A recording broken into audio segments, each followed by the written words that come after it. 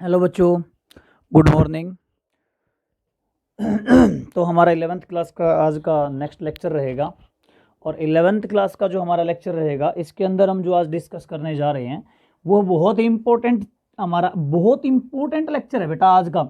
ये समझ लो 11th class का ये लेक्चर बहुत इंपॉर्टेंट है। जब भी आप किसी भी कॉम्पिटिटिव एग्जाम के अंदर बैठोगे तो इस चैप्टर को जो हम ये जो लेक्चर पढ़ने जा रहे हैं, अभी जो हमारे लेक्चर स्टार्ट होंगे, इन लेक्चर के अंदर से आगे जितना हम कंसेप्ट पढ़ेंगे बेटा, उन कंसेप्ट के अंदर से मैं गारंटी देता हूँ जितने भी कॉम्पिटिटिव एग्जाम होते हैं, जितने भी कॉम्पिटिटिव एग्जाम हैं, सब एग्जाम के अंदर यहाँ से एक क्वेश्चन हर बार सेटअप हुआ है।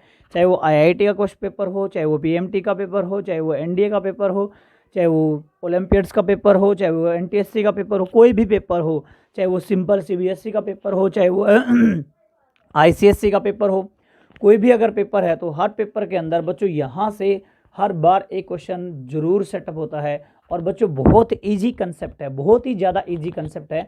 अगर आप इसको ध्यान से समझोगे तो ज़्यादा हार्ड भी नहीं है, बिल्कुल हार्ड तो है ही नहीं। अगर इसको थोड़ा सा आप अगर स्टार्टिंग के अंदर लॉजिकली इसको समझ गए आप, तो मैं गारंटी देता हूँ आपका क्वेश्चन गलत नहीं होगा। तो इस क्वेश्चन इन चीज़ों के बारे में आपने अच्छे से समझना है। बिहेव डायमेंशनल एनालिसिस क्या होते हैं। तो आज का हमारा जो चैप्टर है, आज का हमारा जो लेक्चर रहेगा, वो छोटा सा लेक्चर हम लेंगे और वो रहेगा डायमेंशनल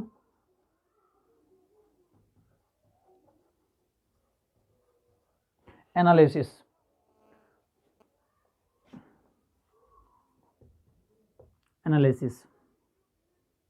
डायमेंशनल एनालिसिस, ये आज का हमारा लेक्चर रहेगा बेटा।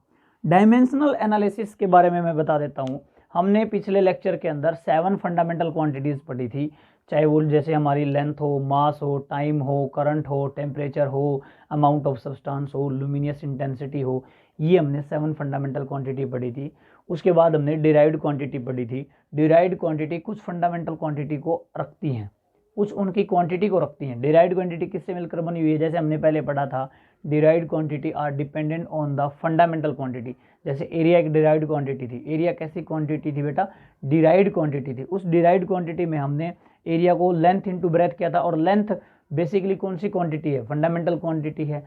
अगर लेंथ बेसिकली फंडामेंटल क्वांटिटी है तो हम कह सकते हैं कि जो डिराइव्ड क्वांटिटी है वो किस पे डिपेंड कर रही है बेटा? फंडामेंटल क्वांटिटी पे डिपेंड कर रही है। तो लेंथ इंटू ब्रेथ, ब्रेथ भी तो बेसिकली लेंथ है, तो लेंथ इंटू लेंथ। तो लेंथ के कितने पैरामीटर? लेंथ कितनी बार यूज हुई है? 2 बार यूज हुई है। तो डिराइव्ड क्वांटिटी को कितनी, डिराइव्ड क्वांटिटी के अंदर कितनी अमाउंट फंडामेंटल क्वांटिटी की उसने कंटेन कर रखी है? तो आंसर है 2। तो उन 2 को एक्सप्रेस करने के लिए उसको हम पावर के अंदर शो करेंगे। तो डिराइव्ड क्वांटिटी को पावर में, कुछ फैक्टर में, कुछ फिजिकल क्वांटिटी को फंडामेंटल क्वांटिटी की हेल्प से डिराइव्ड क्वांटिटी को शो करने के लिए हम डायमेंशनल एनालिसिस पढ़ते हैं।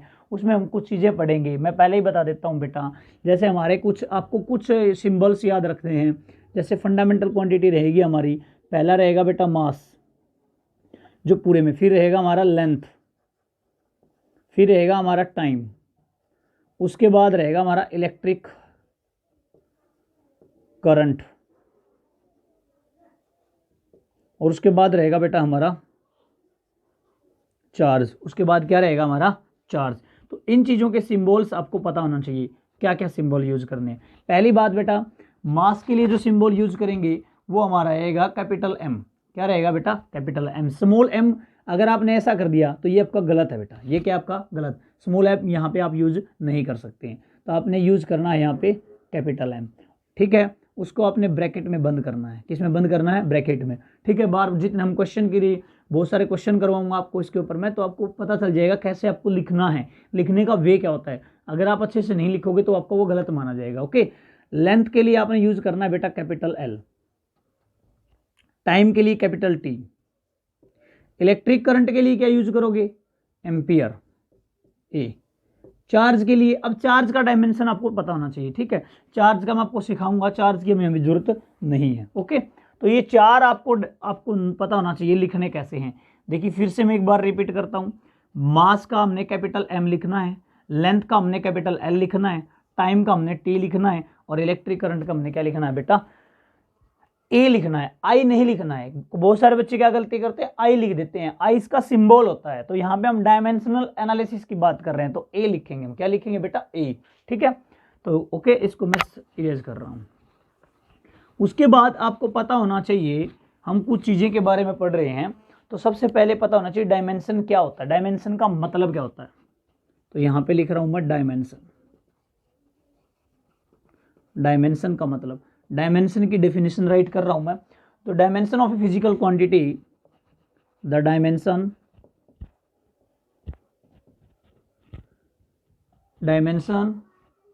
of a physical quantity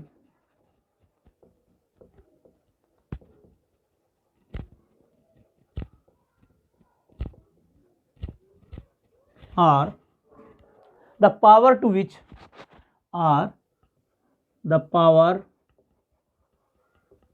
to which the fundamental quantities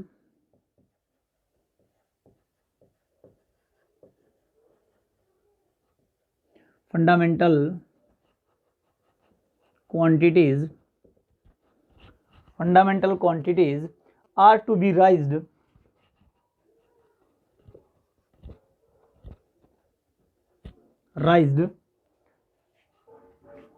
enter into the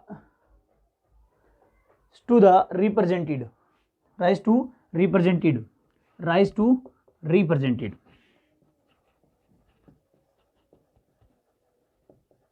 are called dimension, are known as dimension.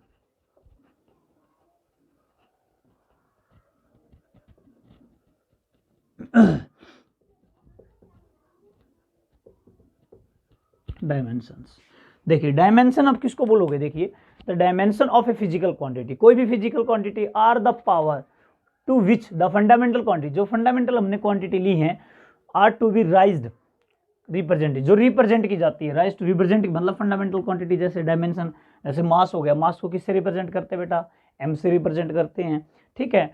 Length को किससे रिप्रेजेंट करते हैं हम, एल से रिप्रेजेंट करते हैं। टाइम को किससे रिप्रेजेंट करते हैं, टी से रिप्रेजेंट करते हैं। इलेक्ट्रिक करंट को किससे रिप्रेजेंट कर रहे हैं हम, आंसर ए से रिप्रेजेंट कर रहे हैं। That is the dimension, that is the dimension. अब डायमेंशनल फॉर्मूला क्या होगा, आगे आता है हमारा डायमेंशनल फॉर्मूला।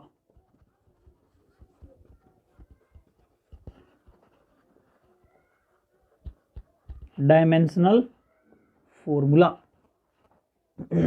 डायमेंशनल फॉर्मूला क्या होगा, ध्यान से समझिए डायमेंशनल फॉर्मूला के बारे में।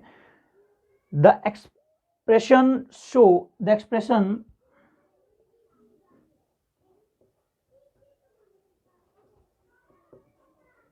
which show that which of the fundamental quantity, that which of the fundamental quantities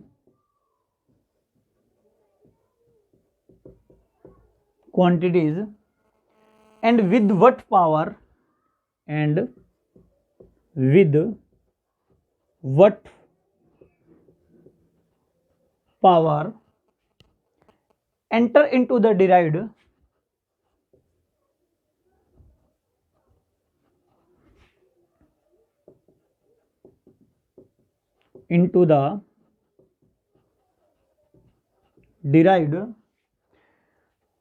unit of physical quantity.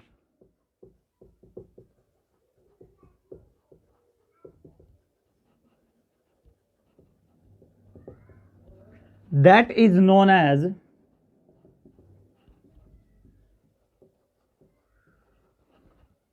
Dimensional formula.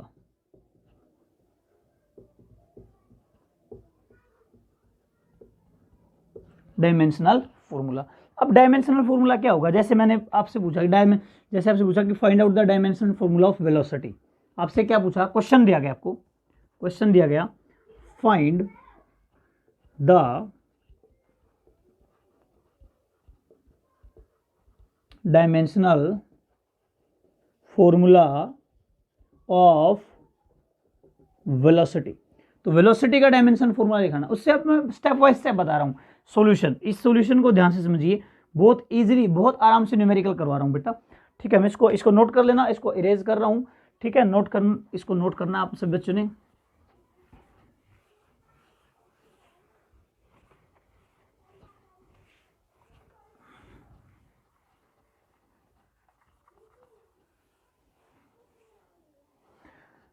Question क्या था हमारा, क्वेश्चन ये था find out the dimensional formula of velocity.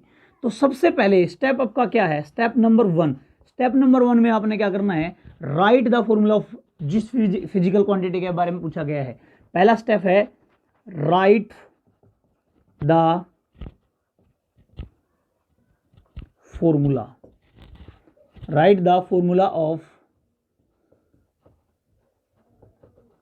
Physical quantity, जो physical quantity आपसे पूछा गया है। तो वेलोसिटी का पूछा गया है, तो वेलोसिटी का क्या लिखूं हमें, वेलोसिटी का आपको पता है क्या होता है बेटा, displacement divide by time, displacement divide by time. तो ये होता है वेलोसिटी का फॉर्मूला।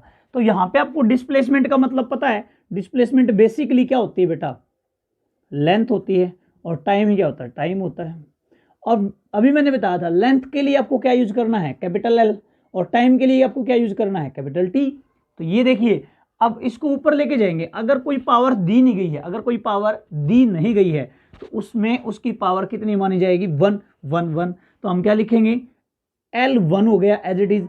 टी को ऊपर लेके जाएंगे, 8th क्लास में चैप्टर आता है पावर का, उसमें बताया जाता है जब नीचे वाली पावर को ऊपर लेके जाते हैं तो किसकी हो जाती है बेटा, वो माइनस की हो जाती है। तो T1 को ऊपर लेके जाएंगे तो टी की पावर किसकी हो जाएगी, -1। अब m इसमें है ही नहीं, मास कहीं इस फॉर्मूले में है तो नहीं है, तो हम m की लिखेंगे और m की पावर कितनी कर देंगे बेटा, 0। और इसको हम किस में बंद कर देंगे, स्क्वायर ब्रैकेट के अंदर। किसके अंदर बंद कर देंगे, स्क्वायर ब्रैकेट के अंदर। तो ये हो गया इसका डायमेंशनल फॉर्मूला। इसका क्या हो गया, ये डायमेंशनल फॉर्मूला। ऐसे बहुत सारे क्वेश्चन बनेंगे, ऐसे बहुत सारी चीजें बनेंगी जिसे हम पढ़ सकते हैं। जैसे अभी आपसे पूछा जाए कि बताइए बेटा एरिया का डायमेंशन फॉर्मूला क्या है, एरिया का डायमेंशन फॉर्मूला क्या है। तो एरिया का फॉर्मूला क्या होता है, L गुणा बी। बेसिकली ये भी L है और ये भी क्या है, L। तो L की पावर 1 इंटू में L की पावर 1, L की पावर, अगर दोनों का बेस सेम हो और पावर अगर बेस सेम हो तो पावर क्या हो जाती है, ऐड। तो ये क्या बन जाएगा, L स्क्वायर। अब बेटे देखिए इसके अंदर न तो मास और न ही टाइम है, तो इसको लिखने का तरीका क्या हो जाएगा, या तो एज इट इज इसको ऐसा लिख दो, ये भी सही है आपका, या फिर ऐसा लिख दो m की पावर 0, L की पावर 2 और टाइम की power 0। This is the dimension formula. ये हो गया आपका एरिया का। जैसे इसी प्रकार आपसे बोला जाए कि बताइए बेटा वॉल्यूम का डायमेंशन फॉर्मूला बताइए, तो वॉल्यूम का क्या होता है, L गुणा में B गुणा में H। ये सबसे पहले आप क्या लिखोगे उसका फॉर्मूला, फिर L के लिए क्या लिखोगे L, B के लिए भी क्या लिखोगे L, और H के लिए भी क्या लिखोगे L। इनकी पावर कितनी है, 1 1 1 गिवन है, तो ये क्या हो गया, L की पावर क्यूब। ये इसका डायमेंशन आ गया। या तो ऐसे लिख लो या फिर इसको ऐसे लिख दो, m की पावर 0, L की पावर क्यूब और t की power 0। This the dimension formula. या आप इसको ऐसे लिख लो। फिर आपसे पूछा जाए कि बताइए बच्चों कि आपका एक्सेलरेशन का फॉर्मूला क्या होगा, एक्सेलरेशन का डायमेंशन फॉर्मूला। सबसे पहले आप क्या लिखोगे, change in velocity upon change in time. तो dv बाई dt। अब आपको पता होना चाहिए वेलोसिटी का डायमेंशन क्या है। वेलोसिटी का अगर आपको नहीं पता तो लिख बनाओगे कैसे, सबसे पहले v का अलग से लिख लो। v का होता है d by T, displacement by time. तो d के लिखोगे L1, t की पावर 1, ऊपर जाके माइनस, तो ये बन गया L1 t माइनस 1। तो ये किसका फॉर्मूला बन गया बेटा, वेलोसिटी का। इसको यहाँ रख लो, यहाँ रखोगे तो ये बन जाएगा L की पावर 1 t की power 1 divide by time, time की पावर 1, ये 1 ऊपर जाके फिर किसका हो जाएगा, माइनस का। तो इसको लिखोगे कैसे, L की पावर 1 t की पावर -1 इंटू में t की पावर फिर -1, -1 और -1 क्या हो जाएंगे, जुड़ जाएंगे। तो क्या हो जाएगा, L की पावर t की power -2। This is the dimension formula. अगर आप ऐसा लिखते हो तो ऐसा भी सही है, नहीं तो आप ऐसा लिख सकते हो m0 है इसमें, L की पावर 1 और t की पावर -2 स्क्वायर ब्रैकेट में, इसको बंद कर दो। अगर आप स्क्वायर ब्रैकेट के अंदर इसको बंद नहीं करते हैं, कैपिटल लेटर में ये नहीं लिखते हैं, किसी बच्चे ने स्मॉल लेटर में लिख दिया तो आपका क्या माना जाएगा बेटा, वो गलत माना जाएगा। क्या माना जाएगा, गलत। ऐसे बहुत सारे आपके फॉर्मूले आपकी बुक में गिवन होंगे, एनसीईआरटी बुक में बहुत सारे फॉर्मूले गिवन होंगे, ठीक है। देखिए मैं और भी बताता हूं आपको। जैसे आपसे पूछा जाए फोर्स का बताइए, फोर्स का डायमेंशन फॉर्मूला। फोर्स का फॉर्मूला लिखिए सबसे पहले, स्टेप 1 फॉर्मूला राइट करना है, m गुणा में a। m क्या है बेटा इसमें, मास। तो सीधा इसका तो कोई निकल के आता, तो इसके लिए हम क्या लिखना बताया था मैंने, m। एक्सेलरेशन, सबसे पहले आपको एक्सेलरेशन का आता है तो डायरेक्ट लिख दीजिए। अगर आपको फॉर्मूला नहीं आता है तो आपको फाइंड करना आना चाहिए। सबसे पहले एक्सेलरेशन का फॉर्मूला लिखिए dv बाई dt। उसके बाद देखिए वेलोसिटी का फॉर्मूला लिखिए, अगर वेलोसिटी का क्या होता है d/t, वेलोसिटी के डायमेंशन हो जाएंगे l/t, क्योंकि डिस्प्लेसमेंट के लिए क्या लिखोगे l, इसकी पावर 1 इसकी पावर 1, ऊपर जाके किसकी पावर किसकी हो जाएगी बेटा माइनस की, तो ये बन जाएगा l1 t की पावर -1, ये हो गया वेलोसिटी की।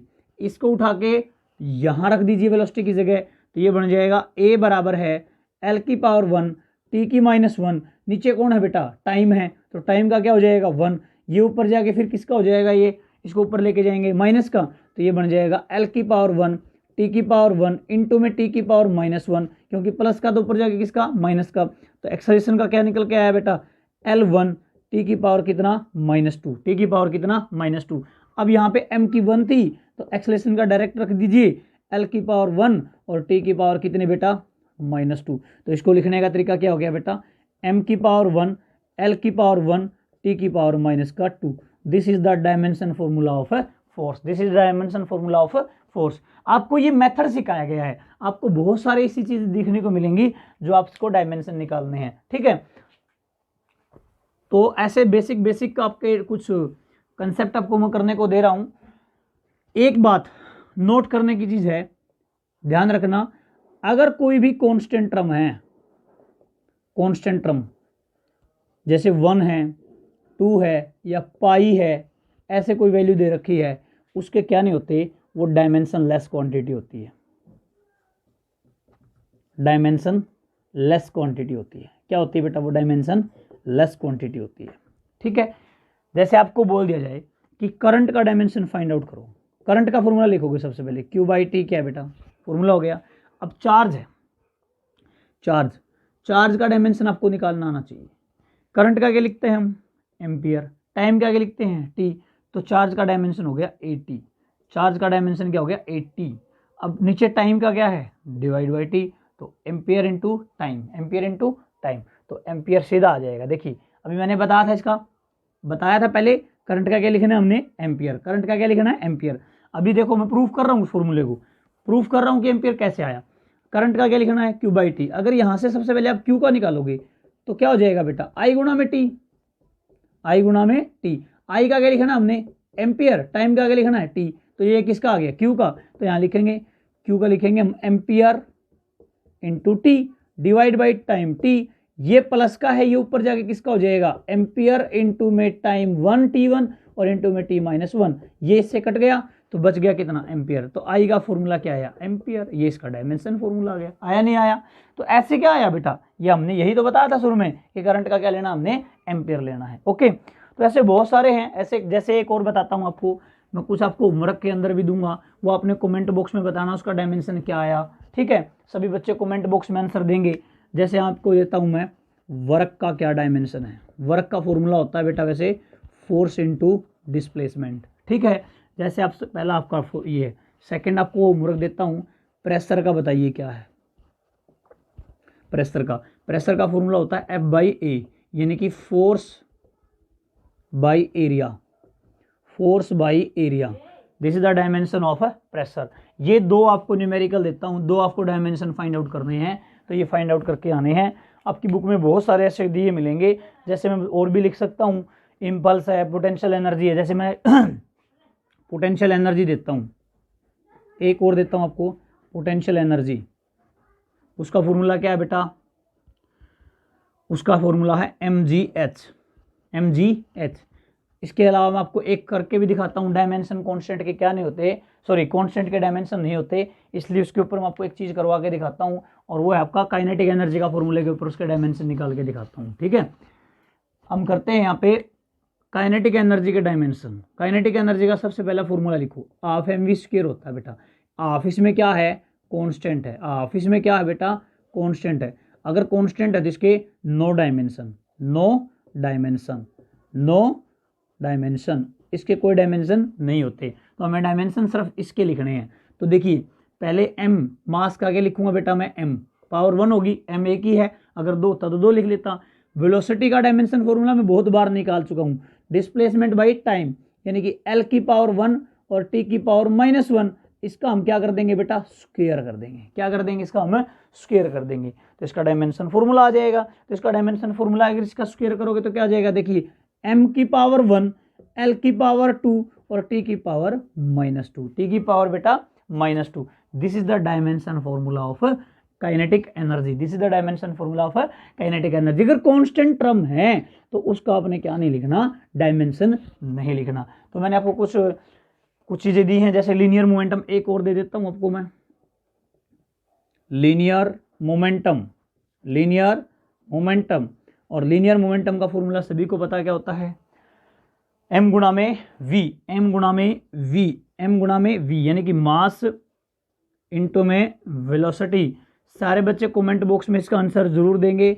यूट्यूब चैनल पे जाके वीडियो को वॉच किया करो, वहाँ पे आपकी मर्जी होती है। अगर आपको ये लग रहा है कि स्पीड कम है पढ़ाने की, तो वहाँ पे आपके सेटिंग में जाके 1.5 स्पीड पे कर लो। अगर आपको ये लग रहा है कि ज़्यादा तेज़ी से मैं पढ़ा रहा हूँ, तो वहाँ से थोड़ा सा छोटा कर लो स्पीड को, अपनी मर्जी से आप पढ़ सकते हो। अगर आप व्हाट्सअप पे ही पढ़ोगे एज इट इज़ ओपन करके, तो ये सुविधाएँ आपको, ये चीज़ें हैं आपको नहीं मिल पाएंगी, इसलिए आप डायरेक्टली वैसे उसको सोल्व कर सकते हैं। Okay, thank you.